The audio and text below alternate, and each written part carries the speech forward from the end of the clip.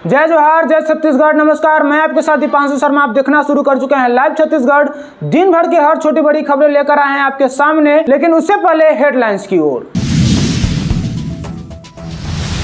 BJP प्रदेश अध्यक्ष किरण देव का ममता बनर्जी के बयान पर पलटवार। पूर्व पार्षद के भतीजे पर मंत्री हत्याकांड का आरोप। राहुल गांधी की मीडिया वाले बयान पर पीसीसी चीफ दीपक बैज का बयान। 27 मई तक बढ़ी joint CSIR UGC net exam की रजिस्ट्रेशन डेट। रजिस्ट्री का नया सिस्टम बना परेशानी का सबब। अवैध रेत खनन पर प्रशासन की बड़ी कार्रवाई। ब्रॉडकास्टर ने दिनेश कार्तिक का IPL रिटायरमेंट कंफर्म किया। स्कूटी से ट्यूशन जा रही छात्रा को ट्रक ने रौंदा। ऑस्कर के ऑफिशियल पेज पर आलिया भट्ट का गाना। अगर आपने चैनल को सब्सक्राइब नहीं किया है तो प्लीज चैनल को सब्सक्राइब करें और बेल आइकन को दबाना ना भूलें। और आप किस जिले से देख रहे हैं हमारे कमेंट बॉक्स में कमेंट करके जरूर बताएं। अब खबरें विस्तार से। बीजेपी प्रदेश अध्यक्ष किरण देव का ममता बनर्जी के बयान पर पलटवार। भारतीय जनता पार्टी के प्रदेश अध्यक्ष किरण सिंह देव ने पश्चिम बंगाल की मुख्यमंत्री ममता बनर्जी के उस कथन का तीखा प्रतिकार करते हुए न्यायालय की खुली अवहेलना करार दिया है, जिसमें ममता बनर्जी यह कहती नजर आ रही है कि मैं कलकत्ता हाई कोर्ट के आदेश का पालन नहीं करूंगी, बंगाल में मुसलमानों को ओबीसी आरक्षण देना नहीं छोड़ूंगी। 27 मई तक बढ़ी joint CSIR UGC net exam की registration date. National testing agency यानी NTA ने joint CSIR UGC net exam जून 2024 की रजिस्ट्रेशन डेट आगे बढ़ा दी है। अब इस एग्जाम के लिए 27 मई तक रजिस्ट्रेशन कर सकते हैं। एग्जाम के लिए रजिस्ट्रेशन करना चाहते हैं वो ज्वाइंट CSIR UGC नेट की ऑफिशियल वेबसाइट csirnet.nta.ac.in पर जाकर एग्जाम के लिए रजिस्ट्रेशन कर सकते हैं। मुख्य निर्वाचन पदाधिकारी ने मतगणना की तैयारियों के निरीक्षण के लिए की हेलीकॉप्टर की मांग। छत्तीसगढ़ में लोकसभा चुनाव 2024 के 3 चरणों के मतदान के बाद निर्वाचन आयोग 4 जून को होने वाली मतगणना की तैयारियों में जुटा हुआ है। इस बीच छत्तीसगढ़ के मुख्य निर्वाचन पदाधिकारी रीना बाबा साहेब कांगले ने शासन से 23/5/2024 को तैयारियों के निरीक्षण के लिए हेलीकॉप्टर की मांग की है। जानकारी के लिए आपको बता दें कि इस संबंध में उन्होंने विमानन संचालनालय के संचालक को पत्र लिखा है, जिसमें उन्होंने उनके साथ यात्रा करने वाले अधिकारियों का नाम भी साझा किया है।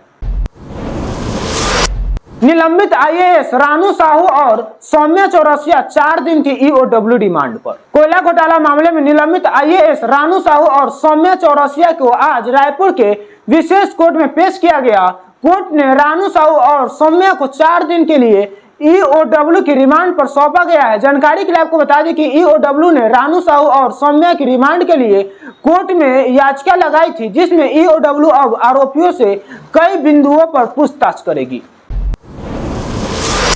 भीषण गर्मी के बीच बारिश के बाद भी राहत नहीं। छत्तीसगढ़ में पड़ रहे भीषण गर्मी के बीच बुधवार की शाम राजधानी रायपुर समेत अन्य हिस्सों में बारिश हुई, जिससे लोगों को थोड़ी राहत मिली। हालांकि गुरुवार को फिर से चिलचिलाती धूप दिखी।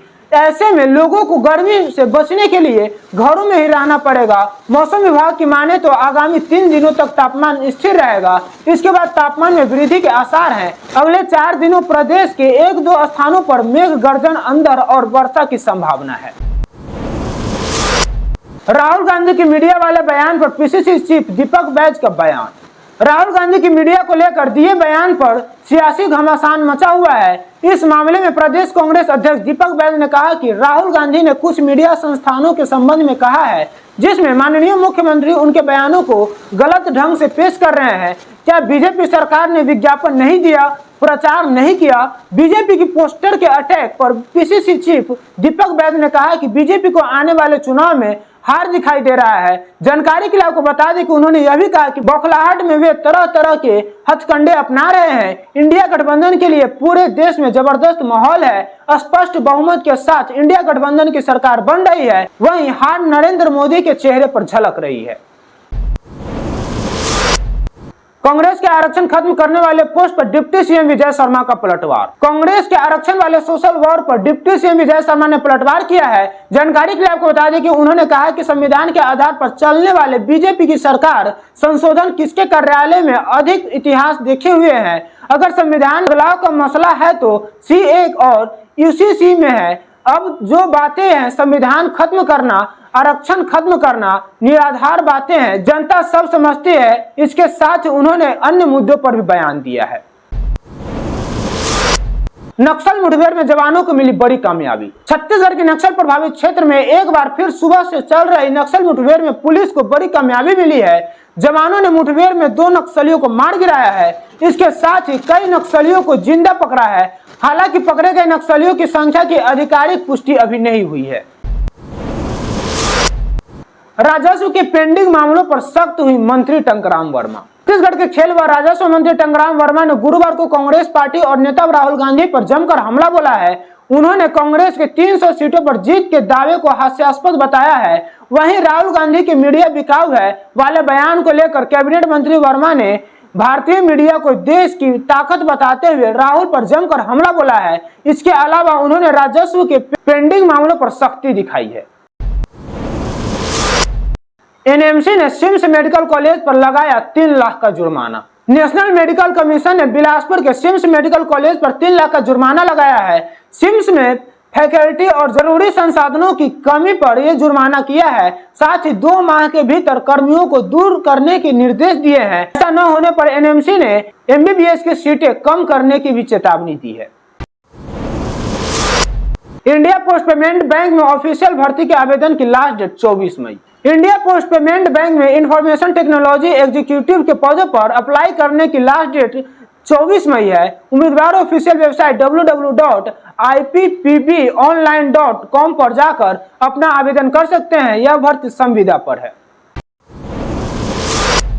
मुख्यमंत्री साय को किर्गिस्तान में फंसे लड़की वीडियो जारी कर किया धन्यवाद। छत्तीसगढ़ के माननीय मुख्यमंत्री विष्णुदेव साय को गुरुवार को किर्गिस्तान में फंसे छत्तीसगढ़ की छात्रा ने उससे संपर्क कर वहां फंसे सभी विद्यार्थियों की हालचाल जानने के लिए एक वीडियो के माध्यम से धन्यवाद किया है। जानकारी के लिए आपको बता दें कि वहीं सीएम साय ने छात्रा की इस वीडियो को अपने सोशल मीडिया प्लेटफॉर्म एक्स पर शेयर किया है, जिसमें सीएम साय ने छात्रा की वीडियो को शेयर करते हुए लिखा है कि मैंने अपना कर्तव्य निभाया। भारत सरकार किर्गिस्तान सरकार के साथ सतत संपर्क है। बच्चों के हितों की सुरक्षा ही हमारा ध्येय है। 10वीं 12वीं के 13,000 छात्र अपने रिजल्ट से नाखुश। छत्तीसगढ़ माध्यमिक शिक्षा मंडल की ओर से 9 मई को 10वीं और 12वीं के परिणाम जारी किए थे। 13,000 से अधिक छात्र को अपने रिजल्ट पर संदेह है। उनका मानना है कि उनकी कॉपी का मूल्यांकन ठीक से नहीं हुआ है, इसलिए इन छात्रों ने रिटोटलिंग के लिए आवेदन किया है।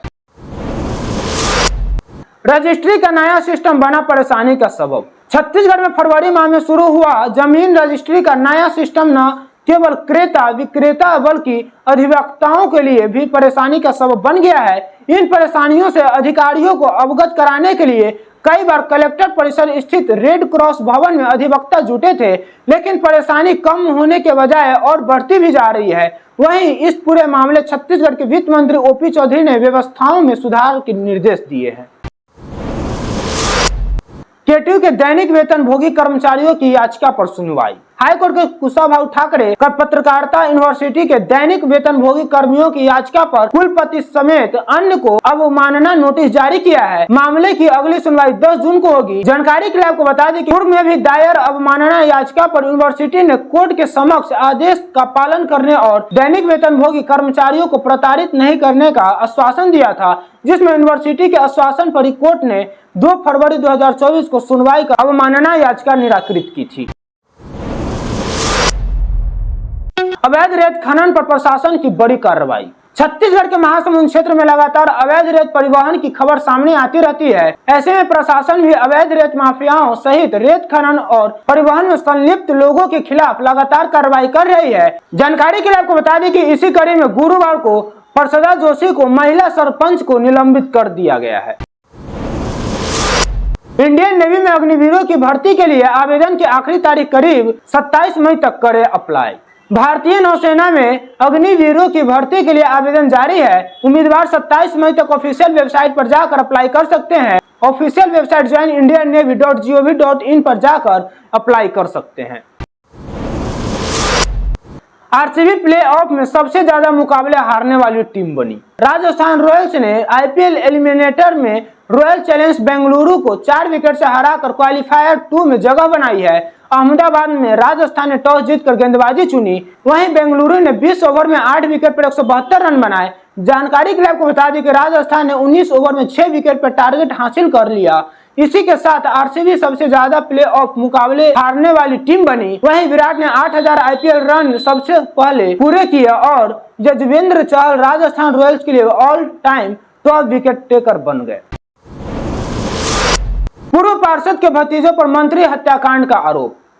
छत्तीसगढ़ के दुर्ग जिला में दुर्ग बस स्टैंड के पार्किंग कॉन्ट्रैक्टर मंत्री यादव की साजिश के तहत हत्या किए जाने की बात सामने आ रही है। मंत्री हत्याकांड के पूर्व पार्षद और हिस्ट्री सीटर अजय दुबे और उसके परिवार के लोगों का इन्वॉल्वमेंट दिख रहा है। जानकारी के लिए आपको बता दें कि वहीं मंत्री ने मरने से पहले हिस्ट्री सीटर अजय के भतीजे का नाम बताया था। फिलहाल सभी आरोपी फरार हैं। बालोद में हाथी का दस्तक, 16 गांव में अलर्ट। छत्तीसगढ़ के बालोद जिले में एक बार फिर से हाथियों ने दस्तक दे दी है। बताया जा रहा है कि जंगली हाथी ने गांव जमकर उत्पात मचाया है। हालांकि अभी तक फसलों को हानि पहुंचाने की जानकारी नहीं मिली है। फिलहाल वन विभाग अलर्ट मोड में है और ग्रामीणों को रात के समय अकेले जंगल में न जाने की सलाह दी जा रही है। जानकारी के लिए आपको बता दें कि यह पूरा मामला गुरूर वन परिक्षेत्र का है। ब्रॉडकास्टर ने दिनेश कार्तिक का आईपीएल रिटायरमेंट कंफर्म किया। रॉयल चैलेंजर्स बेंगलुरु के स्टार विकेट कीपर बल्लेबाज दिनेश कार्तिक ने आईपीएल संन्यास लेने का फैसला लिया है। हालांकि कार्तिक ने अभी तक आधिकारिक तौर पर आईपीएल से अपने संन्यास की पुष्टि नहीं की है। जानकारी के लिए आपको बता दें कि आईपीएल के डिजिटल ब्रॉडकास्ट जियो सिनेमा की ओर से जो फोटो और आईपीएल की ओर से जो वीडियो जारी किया गया है, उससे यह माना जा रहा है कि दिनेश कार्तिक ने आईपीएल से संन्यास ले लिया है। रिकी पॉन्टिंग बोले बीसीसीआई से हेड कोच का ऑफर मिला। दिल्ली कैपिटल्स के कोच रिकी पॉन्टिंग ने खुलासा किया है कि भारतीय क्रिकेट कंट्रोल बोर्ड ने उनसे टीम इंडिया के हेड कोच के लिए संपर्क किया था, पर वह अभी इसके लिए तैयार नहीं है। हालांकि उसका बेटा चाहता है कि वह इस जिम्मेदारी को ले। रिकी पॉन्टिंग ऑस्ट्रेलियाई T20 और वनडे टीम के साथ काम कर चुके हैं। ऑस्कर के ऑफिशियल पेज पर आलिया भट्ट का गाना। द अकेडमी यानी ऑस्कर अवार्ड के ऑफिशियल इंस्टाग्राम अकाउंट ने एक बार फिर इंडियन फैंस को सरप्राइज दिया है। जानकारी के लिए आपको बता दें कि अकेडमी ने अपने इंस्टाग्राम पेज पर करण जौहर के बैनर तले बनी मल्टी स्टार फिल्म कलंक के गाने घर मोरे परदेसिया को फीचर किया है। इस वीडियो में एक्ट्रेस आलिया भट्ट डांस करती नजर आ रही है।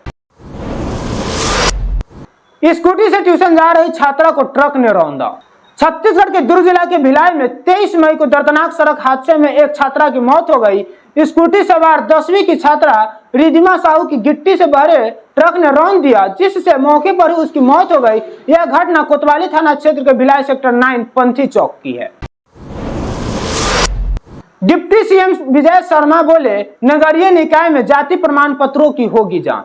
पश्चिम बंगाल में 5 लाख ओबीसी सर्टिफिकेट का रद्द कर दिया गया है। कोलकाता हाईकोर्ट ने कहा कि वोट बैंक के लिए मुसलमानों को ओबीसी कोटे का लाभ दिया गया है। इस मामले में छत्तीसगढ़ के उप मुख्यमंत्री विजय शर्मा ने कहा कि छत्तीसगढ़ में विगत 5 सालों में नगरीय निकाय में बड़ी संख्या में फर्जी जाति प्रमाण पत्र बनाए गए हैं, इसकी जांच की जाएगी।